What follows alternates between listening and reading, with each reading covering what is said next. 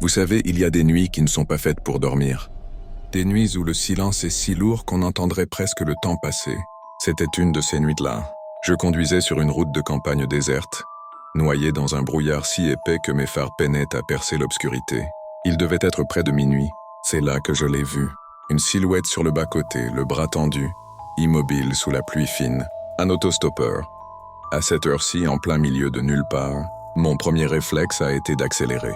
On entend tellement d'histoires, mais quelque chose m'a retenu. Peut-être la solitude, ou juste la simple humanité. J'ai ralenti, puis je me suis arrêté quelques mètres plus loin. Il s'est approché, le visage caché par l'ombre de la nuit. « Vous allez loin ?» Sa voix était basse, presque un murmure. « Jusqu'au prochain village !» j'ai répondu en déverrouillant la portière. Il est monté sans un mot de plus, s'installant sur le siège passager. Le froid de la nuit semblait l'accompagner. Le silence dans la voiture est devenu pesant.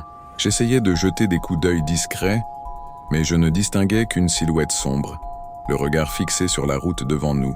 Pour briser la glace, j'ai tenté une conversation. « Vous n'avez pas peur à traîner dehors à cette heure ?» Il a tourné lentement la tête vers moi. La peur est pour ceux qui ont quelque chose à perdre. Sa réponse m'a glacé le sang. Nous avons roulé comme ça pendant ce qui m'a semblé une éternité. La seule chose qui rompait le silence était le son monotone des essuie-glaces.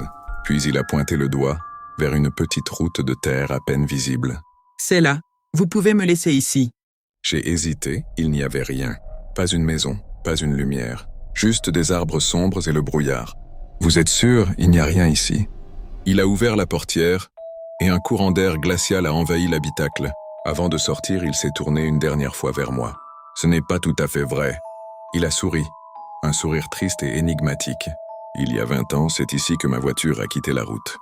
Je n'ai jamais atteint le village. » Puis il est sorti et a disparu dans la nuit aussi soudainement qu'il était apparu.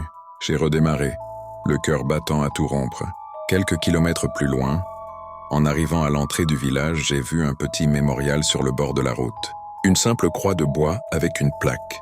Dessus, une date et un nom. La date, celle de ce jour-là, 20 ans plus tôt. Parfois, la nuit, certains passagers ne cherchent pas une destination.